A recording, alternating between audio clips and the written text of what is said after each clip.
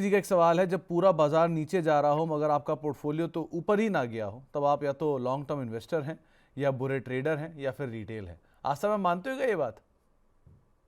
नहीं नहीं, ऐसा मतलब कुछ नहीं है।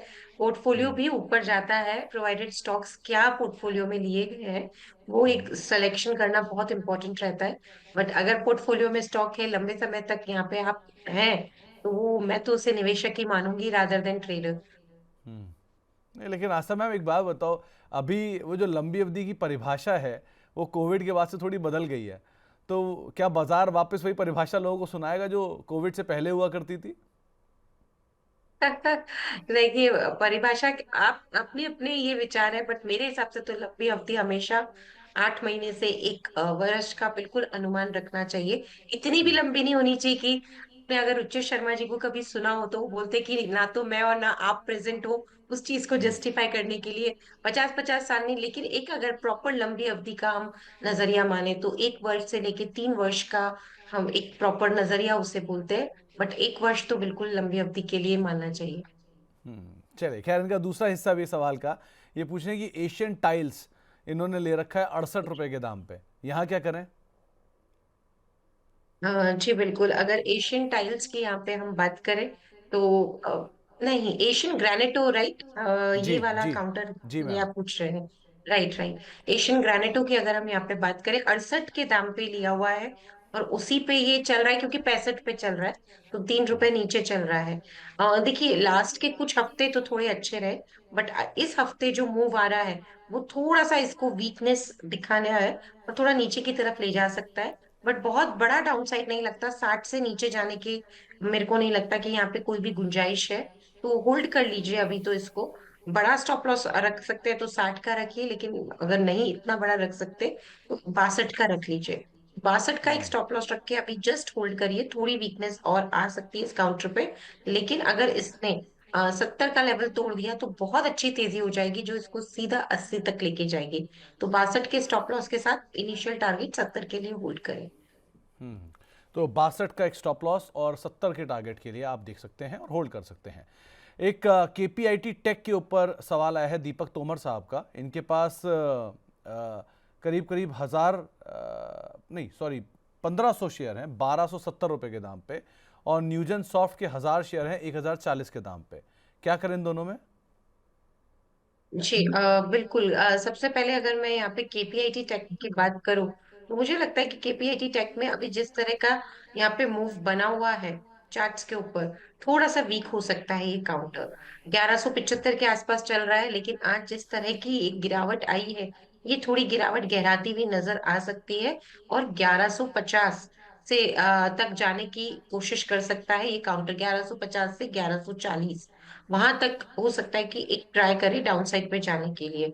लेकिन अगर थोड़ा यहाँ पे नजरिया लंबा है, लंबा मतलब एटलीस्ट कुछ महीने का है, 2 से 3 महीना, तो होल्ड कर लीजिए। स्टॉप लॉस 1130 का रखेंगे, और एक बार तेजी के लिए इसको 1250 की छलांग लगानी जरूरी है। तो अभी तो इनिशियली 1250 का लक्ष्य रखे, 1130 का स्टॉप लॉस रखे, और बने रहे पोजिशन। तो दूसरा ब, सवाल न्यूजेन पे था राइट। जी हाँ मैम, जी जी। मैम। हाँ, और न्यूजेन सॉफ्टवेयर की बात करें तो ये काउंटर भी आज तो थोड़ा वीक बना हुआ है, बट ये दोनों काउंटर ऐसे हैं कि लंबी अवधि में मुझे लगता है फिर से रिकवर होंगे, लेकिन छोटी अवधि में थोड़े करेक्ट हो सकते हैं क्योंकि चार्ट यही दिखा रहा है कि शॉर्ट टर्म में थोड़ी गिरावट और आ सकती है। न्यूजेन की भी बात करें तो शॉर्ट टर्म में हो सकता है 885 से लेके 875 तक जाने की कोशिश करें, उससे नीचे तो नहीं लगता अभी। नहीं, अगर ये गिरावट देख सकते हैं, तैयार है, तो होल्ड कर लीजिए 840 के स्टॉप लॉस के साथ। हिमांशु नारंग साहब पूछ रहे हैं कि कोई लार्ज कैप या मिड कैप जो कि आपको वैल्यू बाय दिख रहा है, और दूसरा जेएसडब्ल्यू इंफ्रा, क्या करें इन दोनों में? हाँ जी बिल्कुल। देखिए, सबसे पहले मैं जेएसडब्ल्यू इंफ्रा के पहले यहाँ पे क्वेरी को एड्रेस कर लेती हूँ। जेएसडब्ल्यू इंफ्रा की अगर हम बात करें तो चार्ट्स बहुत वीक हो रहे हैं इसके सुमित जी। अभी इन्होंने कितने में लिया है शायद हमें आइडिया नहीं है, नहीं मैम, कॉस्ट इन्होंने प्राइस। कोई खरीदारी का भाव नहीं लिखा। हाँ, तो जेएसडब्ल्यू इंफ्रा अभी वीक लग रहा है, क्योंकि हमें पता नहीं है कितने में लिया भी है कि विचार कर रहे हैं। तो इतना ही बोलेंगे कि लेने का विचार हो तो रुक जाइए, क्योंकि वीक लग रहा है, 271 चल रहा है। हो सकता है एक बार 250 तक नीचे में ये एक दिखा दे मूवमेंट। फिर उस टाइम पे अगर लेने का विचार हो तब सोचिएगा, अभी तो इससे बिल्कुल दूर रहिए। 250 तक की एक मोमेंटम डाउन साइड में दिखा सकता है। देखिए, मुझे अभी जो लार्ज कैप की बात हुई, तो बैंकिंग तो जैसा कि मैंने बोला अच्छा ही है। और एसबीआई की बात करें तो एसबीआई अच्छा है, क्योंकि अभी भी जो price to book value ratio है, क्योंकि हम बैंक्स को हमेशा प्राइस टू बुक पे आंकलन करते हैं, उसमें एसबीआई एज कंपेयर टू जो इसके प्योर पार्ट्स है प्राइवेट सेक्टर बैंक, उनसे तो अभी भी आपको थोड़ा रीजनेबल ही लगेगा। राइट। तो वैल्यू बाइंग में मेरे को एसबीआई अभी भी अच्छा लग रहा है। एक और काउंटर जो अच्छा लगता है वो है एलएनटी का। अगर मैं एलएनटी की यहाँ पे बात करूं तो एलएनटी का काउंटर भी मुझे पसंद आ रहा है, और लग रहा है कि यहाँ से एक अच्छा अपमूव ये और दिखा सकता है 4,300 4,500 तक के लेवल्स। पर ये दोनों ही लॉन्ग टर्म के लिए बताए जा रहे हैं, शॉर्ट टर्म के यहाँ पे हम बात नहीं कर रहे हैं। एल ऐसे कंपनी पे वैसे भी आस्था मैम कई बार ही पहले ही बात कर चुकी हैं, शायद 3200 3300 पे जी। जब ये था तब भी बात हुई थी, है ना आस्था मैम? गलत नहीं हो हाँ तो जी, आपने शायद 3000 3100 बिल्कुल। पे एक बार कॉल भी दिया था इसका। जी, एलएनटी में काफी ज्यादातर जब भी कोई दिग्गज कंपनी मैं लेने के लिए राय देती हूँ, उसमें एलएनटी बिल्कुल रहता ही है मेरा एक पिक तो। और वहाँ और हम काफी लोअर लेवल से भी इसको रेकमेंड कर रहे हैं, और अभी भी पोटेंशियल लगता है। नहीं सच में मैम जी। ये क्लास कंपनी है, उसमें कुछ कहने की ज़रूरत ही नहीं है। एक सवाल आया है इंडिया ग्लाइकॉल को लेकर, 1045 रुपये के दाम पे खरीदारी कर रखी है मैम, इसमें क्या करना चाहिए? देखिए, इंडिया ग्लाइकॉल्स की बात करें ना तो ये काउंटर बहुत स्ट्रांग है। 1,045 पे खरीदारी कर रखी है, और अभी भी अच्छा खासा रिटर्न इनको दे रहा है।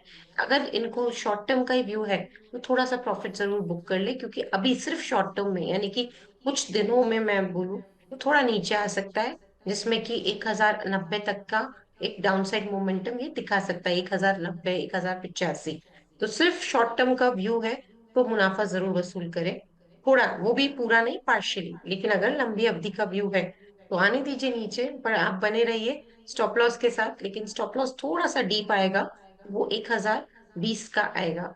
तो 1,020 के स्टॉप लॉस के साथ लंबी अवधि में आप बिल्कुल यहाँ पे बने रह सकते हैं।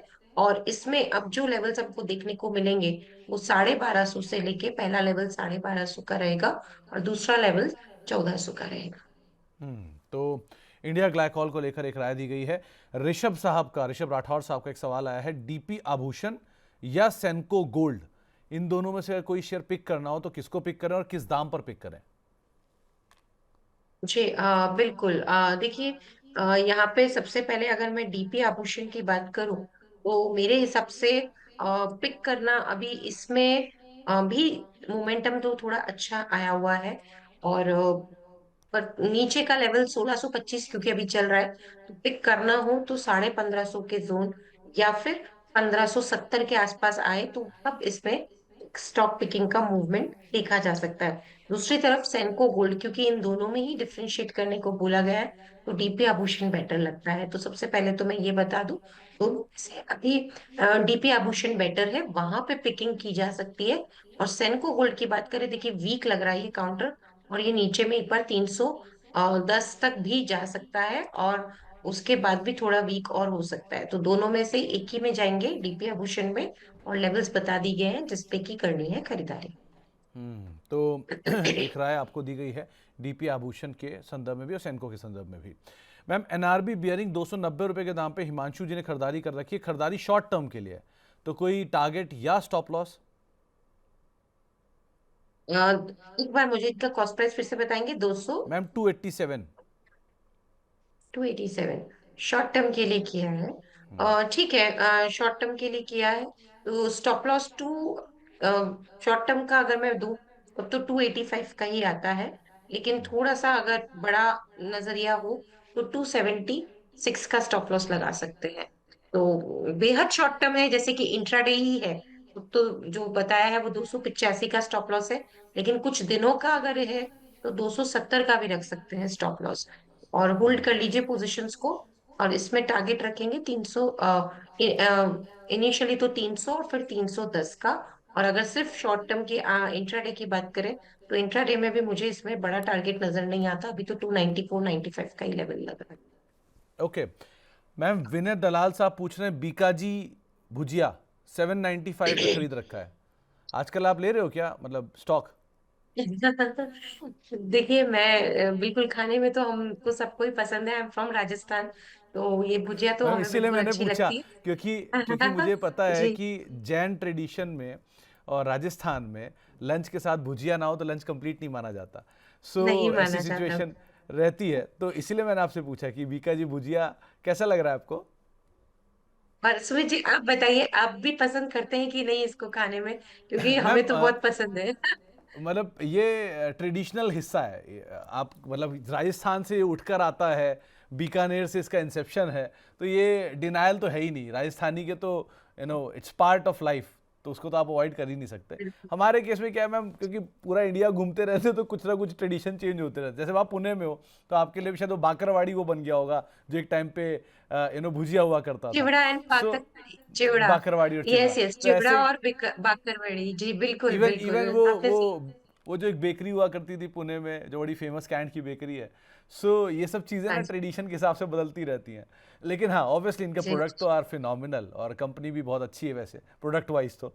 अब आप बाकी बताओ, चार्ट पे कैसा लग रहा जी हाँ, आप कयानी बेकरी के है। श्रूसबेरी जी मैम। बिस्किट की बात कर रहे हैं, जहां तक मैं सही समझ रही हूँ। जी मैम। अब जी अगर मैं मैम। चार्ट्स की बात करूँ, तो देखिए 700 का एक इम्पोर्टेंट इसको सपोर्ट है।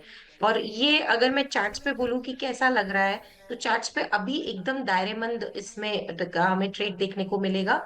और ये जो दायरा है, ये बेसिकली 700 से लेके 740 के बीच का है। तो 700 से 740 के बीच में ये ऊपर नीचे करता रहेगा सबसे पहले।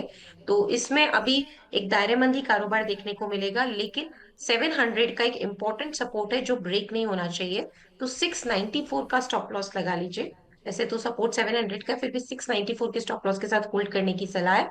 एक बार 740 के ऊपर निकल गया तो बहुत अच्छा तेज हो जाएगा, 765 790 के लेवल्स हमें देखने को मिलेंगे। हम्म। जी। तो आपको एक राय बीका जी के रेफरेंस में दी गई है, प्रोडक्ट के साथ साथ स्टॉक पे भी राय आप ले सकते हैं। एक सवाल आया है विष्णु जी का, इन्होंने पूछा है कि जेके लक्ष्मी सीमेंट कैसा लग रहा है 1010 रुपए के दाम पे, और आर ई सी यहाँ पर क्या करें मैम, 480 पे खरीदारी है। जेके लक्ष्मी सीमेंट इन्होंने कितने में लिया है? 811 चल रहा है। मैम अ, 1010 पे इनका खरीदारी है यहाँ पर, एक और हजार आर ई सी दस 480 पे। जी। देखिए जेके सीमेंट यहाँ पे ना 1010 पे लिया हुआ है, पर अभी तो इतना अट्रैक्टिव नहीं लग रहा। कुछ कारण है कि हम देख रहे हैं कि सीमेंट स्टॉक्स में वो तेजी अभी भी नहीं आ रही है जो कि एक्सपेक्टेड है। मुझे लगता है थोड़ा सा सीमेंट स्टॉक्स में जो ये अभी थोड़ा सा नेगेटिव माहौल है, ये थोड़ा कंटिन्यू हो सकता है स्टॉक प्राइस मोमेंटम वाइज। तो वो एक जरूर ध्यान रखें।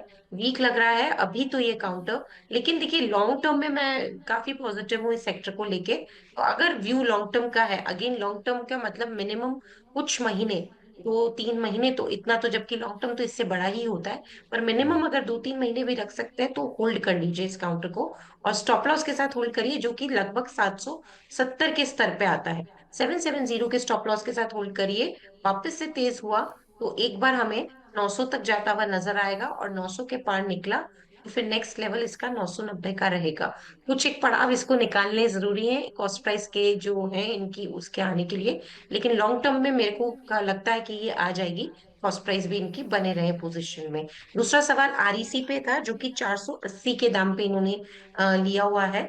आरईसी की यहाँ पे बात करें तो रूरल इलेक्ट्रिफिकेशन कॉरपोरेशन में मुझे लगता है कि अभी जिस तरह की चार्ट पोजीशन यहाँ बनी हुई है, नहीं इतना दम लग रहा है। 480 पे खरीदा हुआ है, काफी वीक हो गया है। एक स्टॉप लॉस लगा लीजिए 340 का, लेकिन 340 के नीचे अगर इसने क्लोज कर दिया, एक बार चाहे तो एग्जिट भी कर सकते हैं, क्योंकि काफी वीक हो जाएगा ये उसके नीचे। भी होल्ड करेंगे 340 के स्टॉप लॉस के साथ जी। तो एक राय आपको दी गई है, आप अकॉर्डिंगली यहाँ पर अपनी रणनीति बना सकते हैं। मैम एक सवाल आया है साक्षी जी का, ये पूछ रहे हैं कि तिलक नगर इंडस्ट्रीज और यूनाइटेड स्पिरिट्स और साथ साथ एसबीआई, इन तीनों को कहाँ पर एक्यूमुलेट करना चाहिए। जी बिल्कुल। देखिए तिलक नगर इंडस्ट्रीज काफी अच्छा काउंटर लग रहा है, मैं आपको बताती हूँ। मुझे इसमें काफी पॉजिटिव मोमेंटम आने की चांसेस लग रहे हैं। लेकिन ये एक्यूमुलेशन की जो स्ट्रैटेजी अब अडॉप्ट करना चाहते हैं, उसके लिए जो लेवल अच्छा है वो 480 का है। 480 पे तिलक नगर अगर किसी भी वजह से आता है between the zone of 480 to 485, तो वहां पे एक्यूमुलेट कर लीजिएगा। और उस सूरत में जो स्टॉप लॉस लगेगा वो तकरीबन मेरे हिसाब से 460 का रख सकते हैं। तो 460 का फिर स्टॉप लॉस लगाएंगे, तो 480 या 85 के जोन में इसमें खरीदारी भी कर सकते हैं।